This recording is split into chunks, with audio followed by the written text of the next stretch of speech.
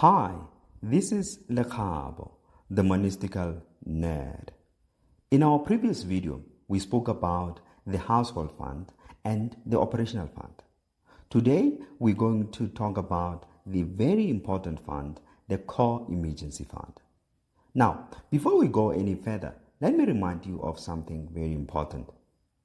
For you to successfully build a strong emergency fund, you need to build the following hawk funds in the correct order. First, the household fund. Second, the operational fund. And only then, the core emergency fund. This order is very important. If you allow yourself to build the household fund and the operational fund first, you give yourself a solid financial foundation. These two funds help you manage your day-to-day life and unpredictable expenses without stress. One might be wondering, why does this matter? It matters because when emergencies happen, and they always do, believe me, they do, you don't want to fall back into debt while you are still paying off debt or trying to build your emergency fund. This system works because it prevents you from using debt as a solution while you are still in the process of fixing your finances. Now, let's look at the emergency fund. Let's now talk about what the core emergency fund is. The core emergency fund is money that is set aside for big, unexpected, life-changing emergencies. These are emergencies that cannot be covered by your household fund or your operational fund. These are situations that happen suddenly, without warning, and require you to respond immediately. Examples of core emergencies are medical emergencies, delayed salary payments, unpredictable unpaid leave that you will have to take, job retrenchments or layoffs, sudden salary cuts, emergency child-related expenses, natural disasters affecting your home, urgent legal fees or core payments that you will need to make for other insurances as well, safety-related repairs at your home. And to tell you the truth, this list is honestly unlimited. The one thing that all these emergencies have in common is this, that they are all never planned. They just happen. And when they happen, they don't ask if you are ready financially. That is why core emergency fund is so important. It is essentially you becoming your own insurance. Now, let's look at how much should you have on your core emergency fund. This depends on your life situation. If you're single, you should at least have 3 to 6 months of your monthly living cost saved as the core emergency fund. If you're married and have kids, you should have 6 to 12 months of your monthly living expenses saved.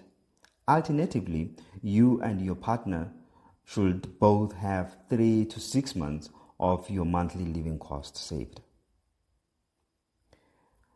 If you are self-employed, I recommend that you have 6 to 12 months of your monthly living costs saved as well.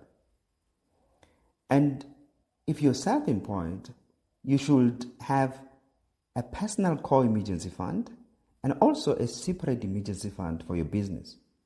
This is very important because you don't want to use your personal emergency money to fix business problems. Let's look at practical examples. Let's say that you earn a salary or a net salary of $10,000 per month. Your total monthly cost is $8,000. That leaves you with a surplus of $2,000. Now, here's how you would calculate your emergency fund.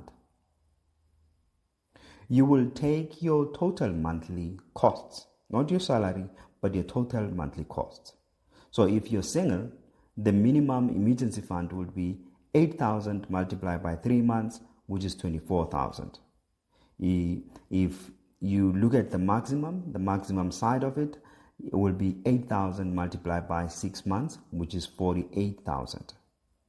If you are married with kids, the minimum part of it would be 8,000 multiplied by 6 months, which is 48,000. And the maximum would be 8,000 multiplied by 12 months, which is 96,000. If you're single and self-employed, I recommend that you have 8,000 multiplied by 6 months, which is 48,000 as a minimum, and a maximum will be 8,000 multiplied by 12 months, which is 96,000 as a maximum. And remember, if you're self-employed, your personal emergency fund still needs to be 6 to 12 months, and your business must also build its own emergency fund on the side.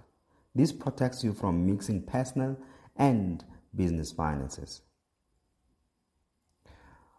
Now, one might be wondering, where should you keep your core emergency fund?